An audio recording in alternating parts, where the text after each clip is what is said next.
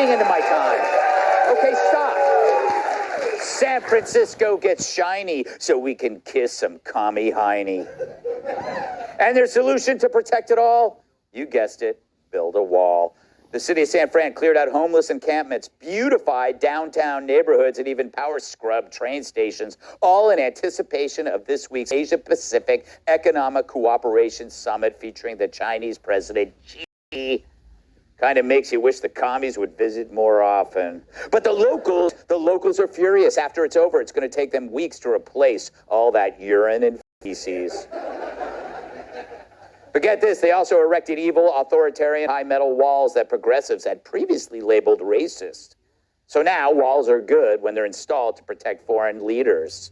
So yeah, San Fran rolled out the red carpet for diplomats after keeping it brown for everyone else.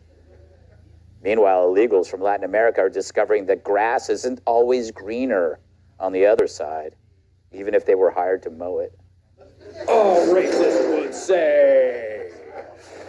Is that racist, really? I don't know. Faced with homelessness and a lack of jobs, illegals are ditching the Windy City and going back to their native Venezuela after a better life didn't exactly pan out for them. Turns out most can't afford the crushing cost of ammo.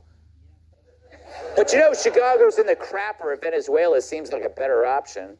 I guess Bidenomics is hitting everybody, even people who came here illegally.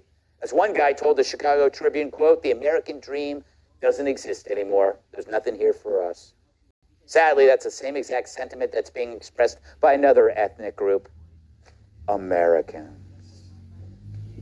We'll be right back. I'm kidding, we won't be right back. Tyler, so what's the deal here? What's going on? Well, first of all, I don't think the wall is to protect people from attacking Biden and Xi Jinping. I think it's to protect Biden from the wind, which at this point is the biggest threat. That is true. Biden could be the first president to be assassinated by time, Greg, you know? So, and Trump's got to be thrilled, right? They said the wall is racist, and now they're putting up the wall. Everybody wants a wall, Greg. Everybody wants a wall, right? Everybody wants a wall. I did not know. China, right? China. I didn't know you could do Trump. This is now the Great Wall of China because it's in our country. Right? Am I right? Come on. No. It's the hands. It's the little hands. It's the little hands. That was well done. Very well done. I did not know. That was pretty good. I'm like a little blown away by it, Tyler. I see that. You're Yeah. a little shorter than you, clever than you. Yeah. Well, let's get going. Yeah.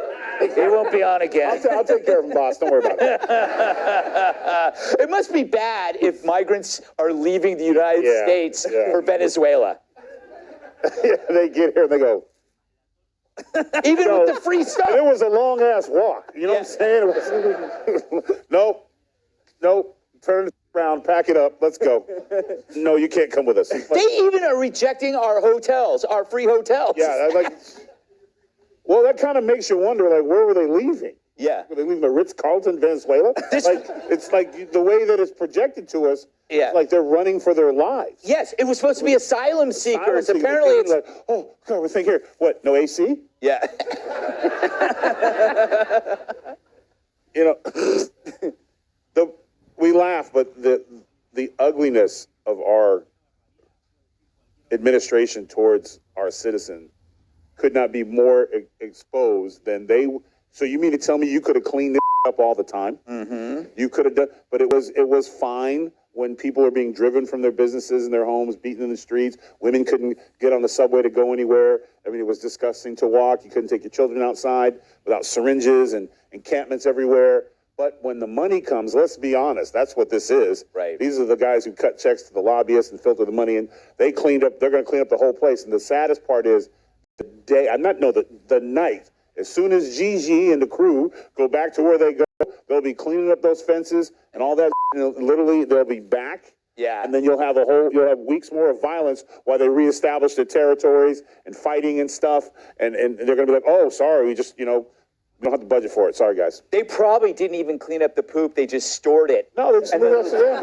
And they'll just bring the poop back out. We got to get the poop back out there. But they could have fixed this all the time. Yeah. No, that's what's crazy. And so we talked about this cat last week. I think it was last week.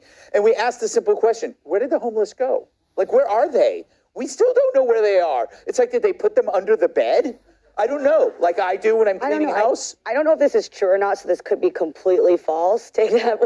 I think when Detroit had the Super Bowl at one point, they just threw a Super Bowl party for them. I think it's a thing that people have done, right? Yeah. And it's not really the most shocking thing for me, unfortunately, to see politicians who are more concerned with keeping up appearances than they are actually solving problems. And it wouldn't be that weird. I mean, okay, like everybody, well, I at least hope it wasn't just my house growing up, but the house that people come over to visit is very different than the house when no one's there. Yeah. Like, we do try to make it look better and we act better, but also, like, my parents didn't let us floor. Yeah. That's where your upbringing and mine were different. We couldn't steal, we couldn't on the floor. Those rules were always in place. And actually, they didn't really need to be rules. I think, preferred not to anyway. Did they lock your deodorant up like Walgreens? Right, yeah, I didn't have to do that. Yeah. That'd be fun. An entire house based on the way we live. I'd come back, my stuff would still be there. Yeah. You know, Kennedy, maybe this is a genius strategy of liberal leaders. Just make your city so inhospitable that the migrants will leave. You know, you do that with, when you have people over and you want them to go, you start, doing weird things in front of them. You know what I'm saying? I think that's what you do in your shorty robe. Yes. When someone has stayed more than a day and a half at your cabin. Oh, it fell open again. Yeah, but unfortunately, the homeless people and some of the migrants are the last ones to leave.